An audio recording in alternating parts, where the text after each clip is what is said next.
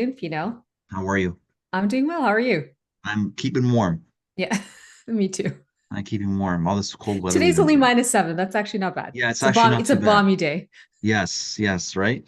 So Nancy, we're talking about your career and your experience in training and development. Let's start here. How many years in training and development do you have? Oh gosh, 20 years and counting. 20 years. Wow. Yeah, That's a long time. that's a long time. How did you get started in training and development? You know what's really interesting is when I was in high school, so last year of high school, that's a time when all of us are making decisions on, it's a big life decision, right? Like, what are you going to do with your life? And Of I course. honestly wasn't 100% sure at that time. But one of Yep. the things that I had, or piece of feedback that I got from one of my teachers, whom I really respected, was that, you would be a great teacher. You should consider going into teaching. Yep. So I applied to all the schools for like the best that had the best teaching programs. And then in high school, I believe they still do this. The last segment of your high school, you can do co-op, and I did a co-op Yep. segment in a classroom, and Yep. I hated it. And I was like, oh my gosh, I'm not cut out for this to do work with kids, and it was not my thing. So, but the problem Yep. was I'd already applied to all the universities in Yep. this program. So Yep. long story short, I ended up kind of changing up my major and come like most people came out of university going like, oh, gosh, like I'm not 100% sure what I wanted to do. But this concept of like this teaching and instructing and coaching just really was in my, like, it's in my spirit. Like that's something that I do. And I think it's in our family. Our family has a lot of teachers in it. So maybe Okay. there's a little bit in there, but I just Yeah. didn't want to do teaching. So anyways, once I Yeah. started working officially, my first full-time job, there was an opportunity in addition to your regular job to participate and be involved in the training or the facilitation. They had like a employee training program, Yeah. and it was like your in-house service that was provided. So it Yeah. wasn't like I was getting an additional money for it, but I thought, you know what, Yeah. let me try this out. And I really enjoyed it. Like I Yeah. recognized that there was a spark for me in facilitating. There's a Yeah. specific skill I was able to develop and hone at that time. And that's what kickstarted. And that was in my very first job. So I Okay. started there Yeah. and then slowly kept building that skill. Then went and got my adult training and development like kind of got the advanced Yeah. certification, Yeah. got designated as a certified training and development professional. And I just kind of kept going, built my coaching skills. But it started Yeah. with that small inkling of teaching Yeah. in high school that ended up Yeah. being that's not exactly, I didn't really want to teach kids, but I Yeah. was really wanted to be with adults. And there's a way to do that in a different way. And that's kind of what Yeah. brought So me. that's what sparked when you That's were what young in sparked. high school. Yeah. So that's good. A lot of people don't And know like I what. said, Pino, it might be in our family genes because we Yeah. come from a long line. There's teachers built into our family.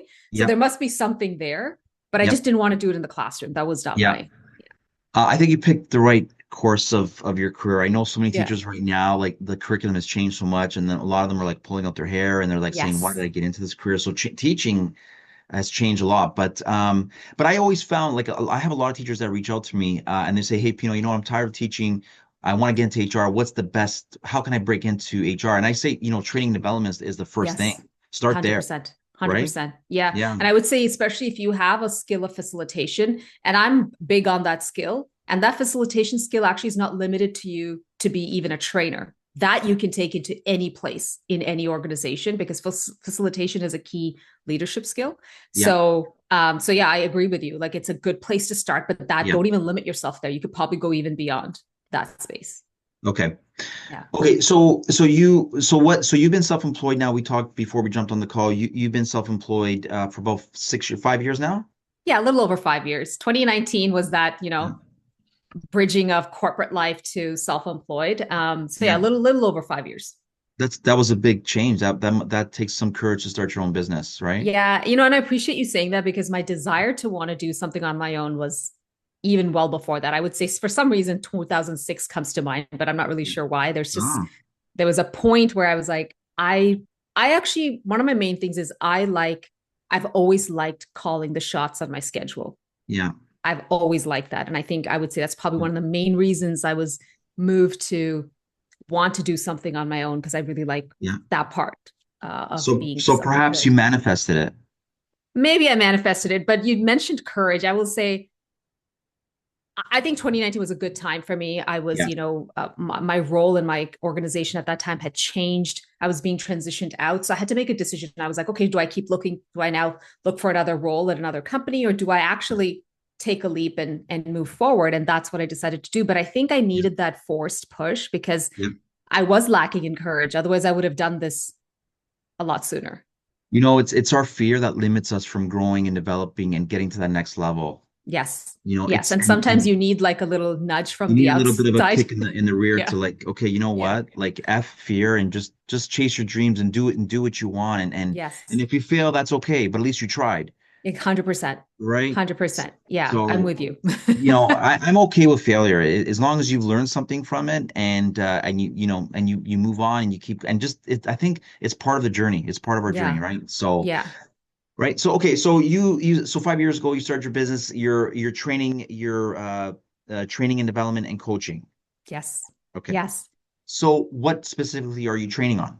Yeah. So my company that I founded is Seed Leadership, and Yeah. our focus, we provide training, or I would say more coaching and training services. So that Yeah. coaching would come even before the training, those Yeah. services that are geared towards introverted leaders.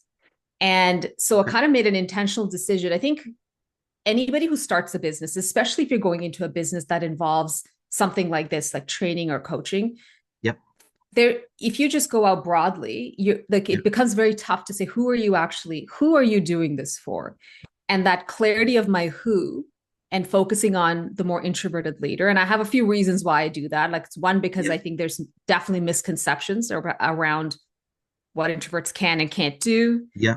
especially in the North American context. I think that misconception exists. Yeah. Two, I want to just be able to elevate this idea of an introverted leader, not try and fix introversion. So I'm Yeah. not doing any, there's nothing like that. And I Yeah. think one of the other reasons, because I am an introvert. So I knew some of the challenges in my own career path that probably were exemplified because of some of these characteristics. Yeah. And so I said, you know what, like, who am I doing this for? And ultimately, our clients end up being us at an earlier version. Yeah. So you are your own client, but at an earlier version of yourself. So maybe not who you are now. Okay. So So let me that's where pause you I there. decided. So your business, you are working specifically with introverted leaders, anyone at that Leaders. leadership level to Yeah, help them break out of and become an extrovert? no, it's not about becoming an extrovert. It's really Ah, about, there's specific, I would say there's specific areas. So just, okay, let's just take this. Whether you're an introvert or an extrovert, yeah. there's specific skill sets that let's say you're an extrovert, you're like, there's specific skill sets that you could develop that may Yeah. become a bit more naturally to me, Yeah. and vice versa. And Okay. so with introverts, what happens is a lot of times, especially in our North American context, there's already this like image of what an introvert can and can't do, which ends up being limiting for them. But if you ever talk to an introvert, there are specific skill sets and competencies that they want to focus in on. And one of them has to do with how can they communicate and influence people at Yeah. different levels Yeah. without completely being some charismatic character that Yeah. is not them. And Yep. that's what I aim to do. That's so when I work with the leaders that I work with, there's specific competencies that we're focusing on that helps them Yeah.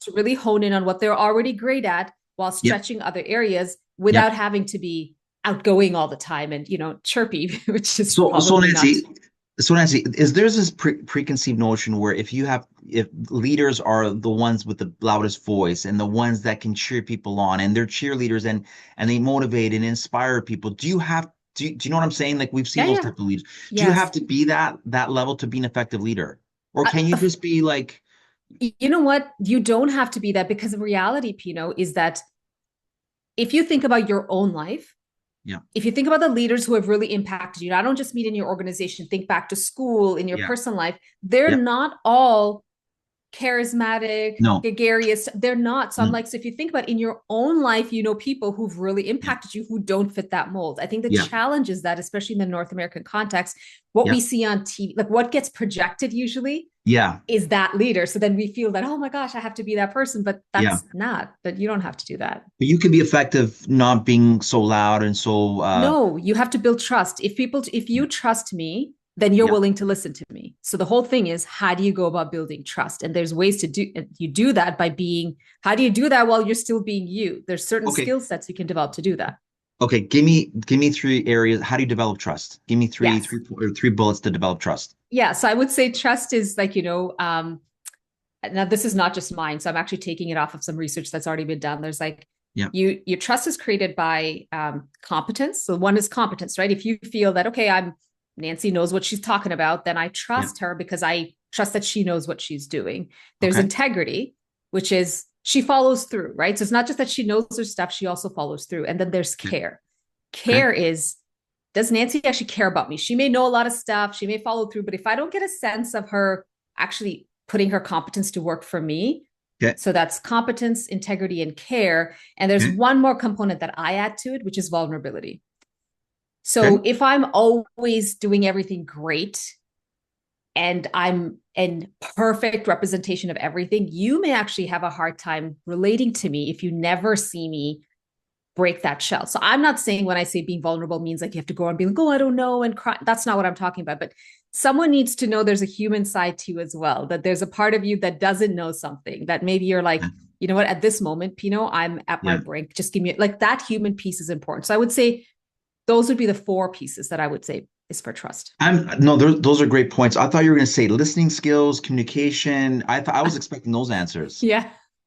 No. So of course, listening to me, all that stuff is good. But I think the Yeah, main thing is for trust is that you need competence. You need to be able yeah, to be your integrity, show yeah, that you care and be vulnerable. And then within all those things, my competence, some of my competence is demonstrated by, well, do I know how to listen to you? Do I know how do yeah, I communicate something to you? My yeah, knowledge level, my yeah, integrity shows to you by like, okay, I follow through. You can yeah. trust, like that's the piece that starts it off. All the other things are skills that you build. Okay, The others are more character versus skill, right? It's two different things. okay, okay. So you create the training. You'll I go to the do. client, you'll visit the client, let me understand what you're looking for and how, and I guess you'll share how we can help you, and then you create the training, facilitate it, and deliver it. Yeah. So most of my clients right now, most of the work that I do is coaching. So I Okay. work, whether it's working with an organization and then they'll source me as one of their coaches for working with a group of clients, or I Yeah, work one-on-one. Like I actually reach out directly to leaders and I yeah, work directly with the leader. So I yeah, have a coaching program that I have developed myself over the course of the time that now this is based on 20 years of experience, but it's a program that I have built based on that experience. okay, And more recently, I've actually, we talked about scale a little bit earlier. So one of the things that I'm doing is I'm scaling is I'm actually making this into something that's not just one to one. Now it's becoming something that can be more broader. So it's one to many. So it becomes a bit yeah, more of a training and coaching approach that's been okay, applied to it. yeah, So yeah, if people want to reach me, like if they ever want to find out about it, they can yeah, certainly find me on LinkedIn. You can find all my information on there. yeah, yeah, My website, I'm sure that you'll share as well. But yeah, I yeah, work like if somebody, whether it's an organization or an individual, they can just reach out to me. But those would be the yeah. two main ways that the coaching program. Yeah, and you know why why I believe there's such a demand for it. As part of my job as a recruitment consultant, I'm constantly talking to candidates, and one of the first things I ask them, "What are you looking for in your next role? What are some of your drivers?" It's not money. Yeah. It's not total compensation. It's one is flexibility, and second is leadership. Who am I working with and reporting to? Yes. Yes. So this is why leadership is so important, and at any level and within any organization, you have to Yes. have strong leadership, because I Yes. believe if you have strong leadership, the company will grow. Well, Yes. that's a key component of the growth of the company, 100%. right? So 100%. leadership is critical for any company. Yes. And one thing I will say, like one of the, like, even as I think about the people that I work with and we think about leadership, Yeah, I have focused my work if you look at it from a demographic perspective, yeah, on leaders who are, I would say, pre-execs. yeah. So a lot of times coaching services are only made available once somebody's sitting at an executive table. Okay. But the thing is that your leaders that are at like a director level, senior director level, who are looking at, what's my pathway to the next level executive leadership, they're looking at things, like I said, around like influence and how do I communicate so that I don't have to be a completely a different person? How do I get somebody to buy into what I'm saying? Yeah. That kind of support can be very beneficial to that layer of leadership. And so a lot of the work that I do really focuses in like I work with that, especially with that group of leaders who's like, I have some experience in leadership, but I'm like, what does that look like in next, and sometimes they're individual contributors, but they've worked Yeah. and moved themselves up and further along in their organization, but they're Yeah. trying to figure out what does next look like for me. Okay. And I find that my services really benefit them. What are talk to us about some of your successes over your 5 years. Is there any successes you'd like to share with us? Yeah, absolutely. So, gosh, I have quite a few. And I would, if anybody's really interested to hear directly from clients, I would say check out either my LinkedIn page or you can go onto my website. I've put some of the wins on there, so I'm not necessarily speaking to for everybody. Yeah. But some of the really great wins for me is, when I've had leaders say, actually, one I recall especially, it took him a while to sign up to work with me. He was just Yeah. really second guessing. He's not sure, not sure. And for me, it's really Yeah. important that somebody feels comfortable. Like, that trust Of is such an course. important thing in working Yeah. with somebody. But fast forward, he finally made the decision. He took him about 3 months, which is Yeah. probably, I think, the longest turnaround it's taken me. Yeah.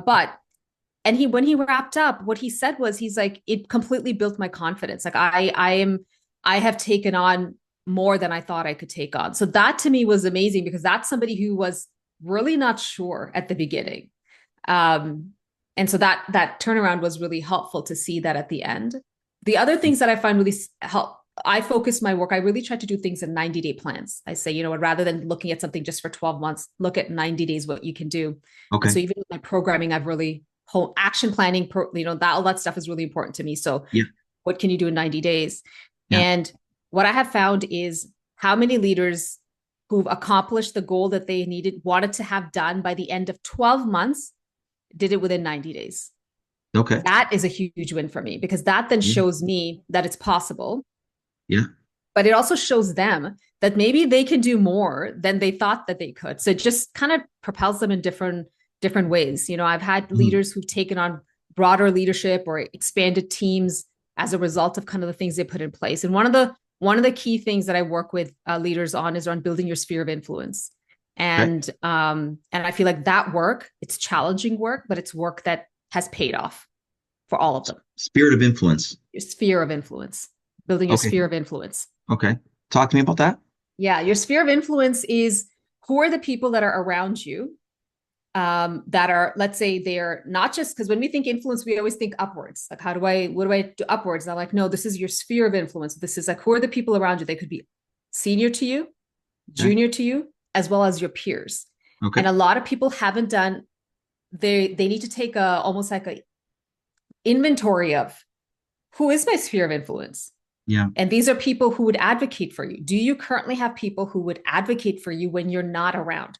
Senior leaders are more about like maybe opportunities and stuff, but you need peers who would advocate for you. Are there people who are like, oh, Pino's leading that? Well, yeah, actually, I want to be in on that. Or is he part of it? Oh, I actually trust him.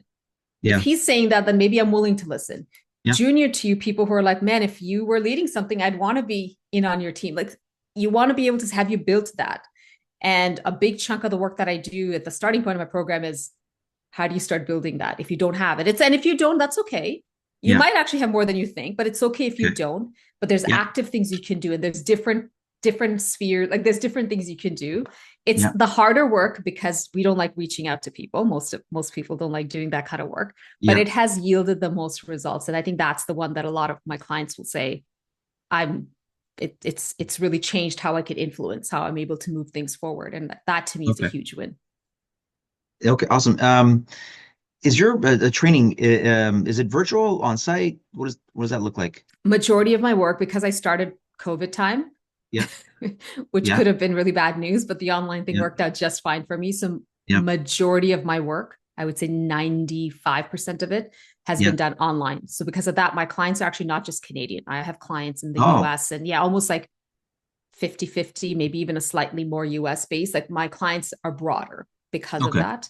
Okay. So majority has been online. I will do every so often in person, but it's not necessarily delivering my entire program because that's not possible. I'll take a segment of a specific thing and speak to that, but majority is all done online. And it's worked out very well for me to do that. And you started in the pandemic, so that takes, we talked about courage, that takes I was not sure, honestly. Maybe it was good I started then because I didn't know what I didn't know. So everyone was talking about like, oh, it's going to be a problem. And I was like, oh, shoot, like, what am I going to do? But it actually worked out fine for me. You know, Nancy, I love people who go after their dreams and go Yes. after their aspirations and just chase their dreams and just say, you know what, there's a pandemic, the world's falling apart, but I'm going to do this and nothing's going to get in my Yes. way. So good for you for doing that. Thank you. Thank So you. I appreciate that. no problem. Some things that you love about training. I want to know what you love about training and what you hate about training, but let's start with what you love about it. I love being able to break down something complex for somebody else. Okay. So naturally, I love doing puzzles. This is just Okay. something I really enjoy doing. And I feel like that comes into training and facilitation. Okay. So there's a puzzle, right? So you're sitting across from me or whatever it might be, or we're Yeah. working together on something and you're like, how do we? And I'm like, oh yeah, you don't see that yet. Okay. So let's move some puzzles around, like move Okay. some pieces around. So I enjoy that. I really Yeah. enjoy being part of somebody else's aha moment. And I think that's where my coaching comes in. I don't have to be the one that comes up with the answer for you, Yeah. but being part of you going like, ooh, that's Yeah. honestly such an awesome feeling. Yeah. So that I think those are a couple things I really enjoy. And like I said, like facilitation, like bringing people together, helping people to see two sides of a different of the same story. Those Yeah. are skill sets that I bring to the table and I'm Okay. strong at those. So I really enjoy that. Things that Okay. I don't like about training. Okay, I would say one of the things that, and maybe it's not so much so now.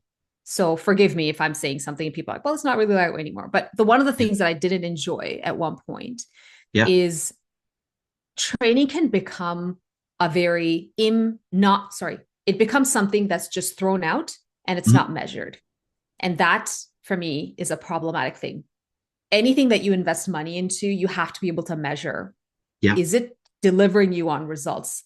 And you can decide like what that measurability, but it has to be a measurability to it. And I feel that there's a lot of times training gets thrown as an idea or an answer, Yeah. but it hasn't been actually measured. One, to say whether it's measurable, and two, whether it's even the answer. Okay. And that I don't, and maybe that's not something I don't like about training. Maybe it's the way training gets used that I Okay. don't enjoy, but not having it be measurable is a big problem. I don't like that. Okay. So quantifying, like you can't Yeah. quantify it. Okay. Yeah. So it's hard to measure. It's hard It no, to it can be measured. It just doesn't get measured often ah, enough. gotcha. Doesn't It get can be measured. I just don't like it when it's not measured. gotcha. Gotcha. Nancy, who are some trainers in the industry? Is there anyone that inspires and motivates you? Is there anyone that say, you know what, I aspire to be, I don't know. You I know don't even what? know. I don't know that I can think about necessarily somebody in the industry, but I will Yeah. say there's people who I see whose skill set. So it's for me, it's not even trained. That's what I mean when I say it's a skill, right? So you don't Yeah. have to be a trainer to do this, but there's some people that you watch and you're like, gosh, like how did that person get that person to move from here to here? So you Yeah. see a skill set that makes you go, I really like that. So Yeah. years and years ago, Yeah. when I was first starting out, I went through this program. I don't even know if this program exists anymore. It's called Kaiser training, or at least that was the name of the training organization that was being used by the company I was at. Yeah. Yeah. That training leader, Yeah. I don't know, he was just really good at challenging me. I really enjoyed the way he challenged me. He forced me to really get uncomfortable and be okay with uncomfortable. But when I say forced, I don't mean like it wasn't like something aggressive. It was just Yeah. really pushed me to do something in an Yeah. encouraging way that I probably would not have tried, or maybe I would have been a bit more hesitant. And Yeah. I'm so grateful for that back then because it really Yeah. stretched me to where I am now. Yeah. There was a coach that I worked with. She was a peer of mine in one of the other organizations I worked at. She had, and this is a coaching skill set, she just had this amazing ability to be quiet Yeah. and use that pause in this amazing way without being uncomfortable with it at all. Yeah. And it was so powerful to watch. So Yeah. there's people that I see whose skill sets that I'm just like, I like that. I want to Yeah. emulate that. So that's Yeah. what I look for. Yeah. And they're not necessarily always trainers. Sometimes I'll see a leader. Sometimes, like I'm working with you and I'm just like, I really like the way he listens. So, something Yeah. like that, just kind of, I'll mention one other person who I think and I know this person can be a little polarizing. So this is not about their politics or anything, Yeah. but it's just their skill set. Joe Yeah. Rogan. If you've ever Oh, watched any of his podcasts, I one of the skill sets I will give him credit for, like I said, set aside whatever yeah. politics, I'm not talking about that, but his skill set and his ability to be, regardless of whether he agrees with the person across from him or not, but his ability to ask questions and be in conversation with someone without judgment, Yeah. I think that's a huge skill set. Is And that what you, I is want to that be what able to do that. Is that what you think what's made Rogan like he's the number one podcaster? Is that what's made him so successful? I think so. I think it's his like I think it's his well, I definitely think it's his non-apologetic. Like he doesn't actually really care. I think Yeah. it helped that he said, I'm bringing in whatever guests I want to bring on. Spotify has no control over. You can't vet my guests. You're not allowed to do any. So he's Yeah. kind of said, if you want me, you want me. If you don't, I don't need money for this. I think that has helped him Yes, big I time. agree with you. Yeah. Okay, speaking of polarizing figures, this gentleman's name comes up in the news every day now. Our dear friend south of the border, Mr. Donald Trump. What's his leadership style like? Oh my gosh.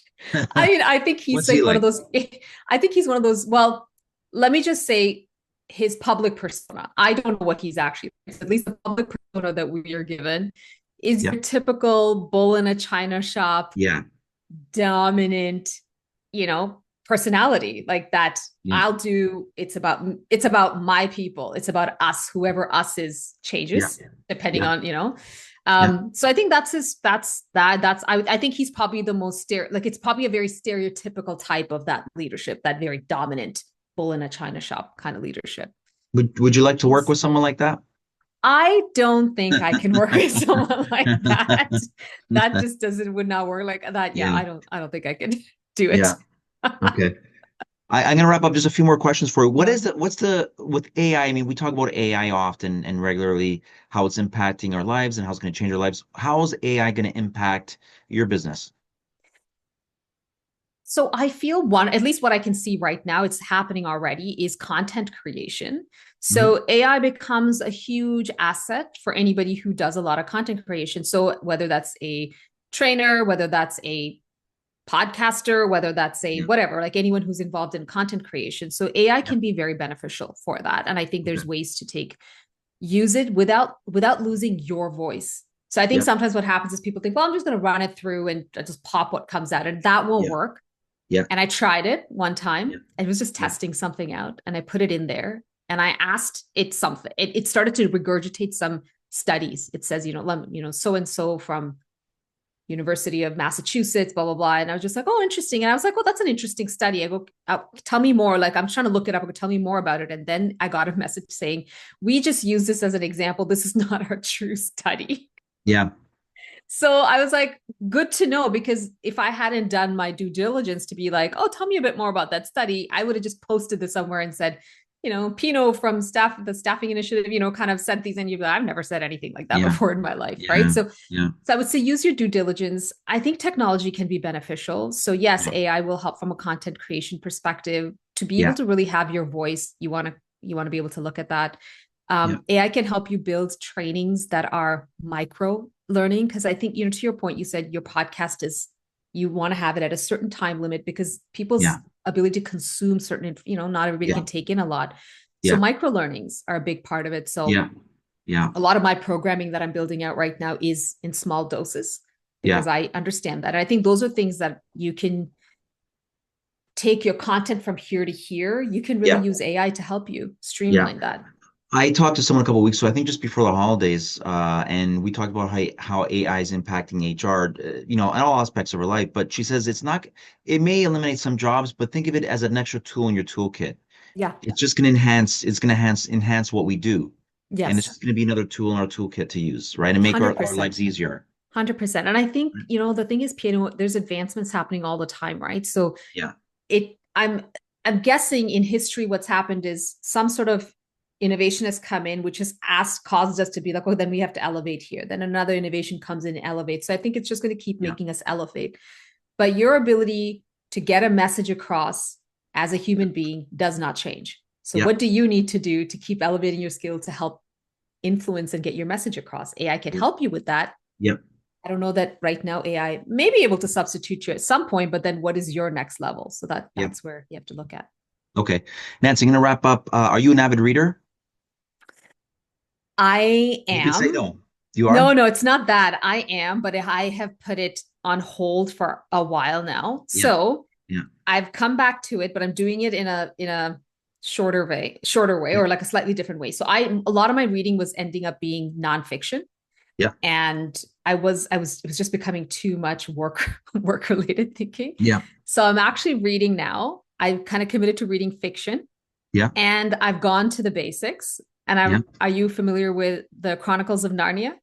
I've heard of it. Yes, I know of it. Okay, I've never so read it. your audience might be familiar with it. C.S. Lewis. Yeah. So Lion, the Witch, and the Wardrobe was one of my favorite books, and it's a good read because it's good for it. It's a good thing you can read as a kid, but it's Yeah. also great as an adult because it's kind of has a little bit of that fantasy component to it as well. Yeah. So I'm reading the second part, the Yeah. second series in that Chronicles, which Yeah. is Prince Caspian, because I want to not just read nonfiction. I kind of want my brain to also read fiction and Yeah. have a more imaginative, like expand myself that way. So that's where I'm at Yeah. right now. Okay. So I'll be honest with you. There's a reason why I asked you. I was a terrible student when I was young. I'd Mm, admit it. I'm not gonna. I was terrible. I didn't. I found school really boring, and I just yeah. wasn't into it at the time. But I did finish my schooling. I did it at night. I did a part-time classes. But Good for and you. That's not easy to do. no. So I was working, and then I was doing schooling at nights and weekends. So I finished that. I got that out of the way, and then but I just wasn't a big reader. But then someone recently said, you got to start reading. And I said, Yeah. but so I found what I liked. I'm reading a lot of like business stuff and Yeah. self-development and self business, self development books. I read every day now. I've just Yes. gotten in the habit of reading for 30 minutes. Good for you. Yeah. Yeah. So it's helped me. And the reason why I'm just curious, I'm always on the lookout for my next book. So I was just curious to see what you're reading, right? So Yeah. So, like I said, right now I'm reading fiction. fiction Yeah. just to get my brain, like I said, out of the nonfiction Yeah. world. But Yeah. like I would say, a couple of books that keep coming back to, one of the books I keep coming back to all the time is Radical Candor. So, if that's something that Yeah. if you like business books, Radical Yeah. Candor is probably one of the best written, most practically, like when you read something, you're like, this sounds like Yeah. real life Yeah. by Kim Scott. It's about candor. Okay. It's a few years old and it's a pretty well-known book, but it's one that I come back to all the time because it's a great read and it's so Okay. practical. I Okay. like practical stuff. So Yeah. that I find is really good. Oh, Okay. can I make a suggestion for somebody who doesn't like reading a lot? Because that Of I also go course. through that phase. Yeah. Blink. Have you ever had that app? Blink It's a basically is slight summaries of books. So not necessarily Cole's notes, but it gives yeah. you like a summary of a book. So you can get a Blink every single day in Yeah. your app Yeah. for like a ton of. So I did it last year. Like Yeah. last year, I was just going through Blinks. I just said, oh, you know what? Let me just take. Oh, that's an interesting little thing to read. Yeah. Yeah. So they have like a huge selection of books. There might be some books sometimes that you look for that may not be on there, but once they Yeah. come on there, Yeah. they'll send you a Blink. So that's another way to Wow. do it. It's like literally maybe 10, 15 minutes, but it gives you just Wow. the meat of what you want. Love it. Okay, I'm gonna Yeah. check that out. Blink is the app. Blink is the app. Okay, Yeah. I'm gonna check that out once we wrap up. Nancy, gonna wrap up. If anyone's watching this, they want to connect with you, they need some training, they need some help. How do they reach out to you? How do they connect with you? Yeah. So one of the best things you can do is find me on LinkedIn. And Yeah. that's if you look me up, Nancy John, my face is on there because there's a bunch of Nancy's. So you'll see my Yeah. face, my pictures there. You'll find me Yeah. there. Seed Yeah. Leadership is my Yeah. company's name. Yeah. So DM me.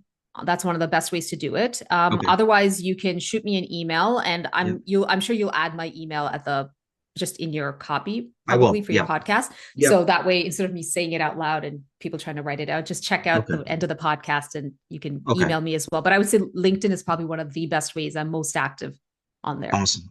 Just curious, how did you come up with the need seed leadership? Seed Leadership. Where Yeah, it did that name actually come from? is there was a friend of mine that we were working with him at the onset of the program. Yeah. And we were kind of like brainstorming names and stuff. And she came up with this name actually. Yeah. And Yeah. it just really clicked because the idea of seed and growth and Yeah. building something, it just clicked for Love us. it. And I was Yeah. just like, okay, that's the name.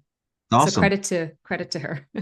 Nice. Yeah, it's a nice. I like the name. It's different. Thank you. It's different. Thank you. So, Nancy, thank you so much. Don't go anywhere. I'm gonna wrap up, but thank you so much for your time. I appreciate it. And again, I'll share this on my channel and my LinkedIn feed, and Thank you. let's get your name out there. Awesome. Thanks so much, Pino. I was honestly, I really had a lot of fun time doing this. Yeah, as I wrap up, we talk about trainers. I think to be a good trainer, you have to have that personality. Yeah. Right. And I think that's a big part because you have to gain trust. We talked about gaining trust. So I think you're great at that. You can gain Thank trust you. fairly quickly. And so yeah, I wish you nothing but Thank you. success. So good for you. Thank you.